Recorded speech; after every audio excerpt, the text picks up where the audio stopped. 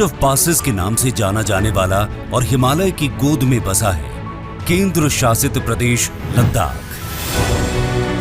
विराट संभावनाओं वाला लद्दाख पिछली सरकारों के भेदभाव के चलते विकास की दौड़ में कहीं पीछे छूट गया था। 2014 के बाद से ही प्रधानमंत्री नरेंद्र मोदी के नेतृत्व में इस क्षेत्र की ओर विशेष ध्यान देते हुए जम्मू और कश्मीर राज्य के समग्र विकास के लिए 80,068 करोड़ की लागत से 63 परियोजनाओं वाले प्रधानमंत्री विकास पैकेज 2015 की घोषणा की। इन 63 परियोजनाओं में से 21,441 करोड़ की 9 परियोजनाएं विशेष रूप से लद्दाख के लिए थी। इतने प्रयासों के बावजूद ये क्षेत्र विकास की राह में अभी भी पिछड़ रहा था। लेकिन समय बदला जब गृह मंत्री श्री अमित शाह ने प्रधानमंत्री नरेंद्र मोदी के नेतृत्व में धारा 370 समाप्त कर जम्मू और कश्मीर पुनर्गठन अधिनियम 2019 से लद्दाख को अलग केंद्र शासित प्रदेश का दर्जा दिलवाया और लद्दाख के नागरिकों के जीवन को एक नई दिशा देने का काम किया।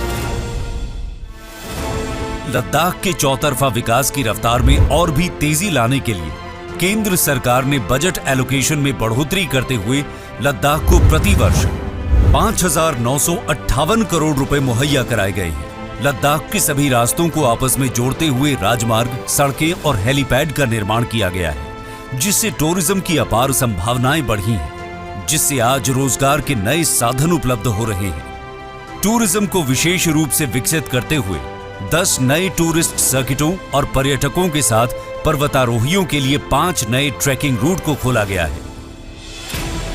लद्दाख क्षेत्र भारत के आवश्यक ऊर्जा संसाधनों की पूर्ति करने में सक्षम होने के बावजूद यहां बिजली की बड़ी समस्या थी और इसीलिए विद्युत ट्रांसमिशन लाइनों को मंजूरी दी गई है, जिसमें ट्रांसमिशन लाइन, मिनी हाइड्रो परियोजना, सौर ऊर्जा परियोजना, पन बिजली परियोजना, भारत की सबसे बड़ी 7,500 मेगावाट क्षमता वाली सौर बिजली परियोजना शामिल है।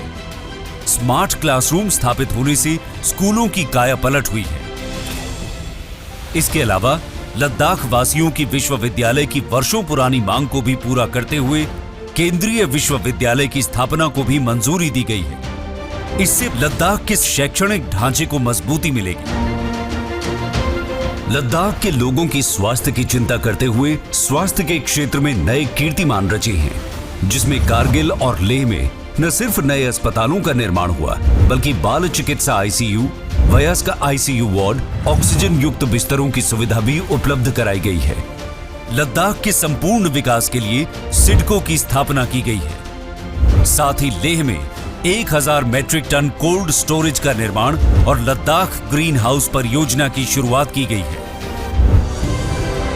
गृह मंत्री श्री अमित शाह ने ऐतिहासिक पहल करते हुए लद्दाख क्षेत्र के लिए पहले विंटर ग्रेड डीजल बिक्री केंद्र का शुभारंभ किया, जिससे अत्यंत ठंड के मौसम में लोगों की समस्याओं का समाधान हुआ है।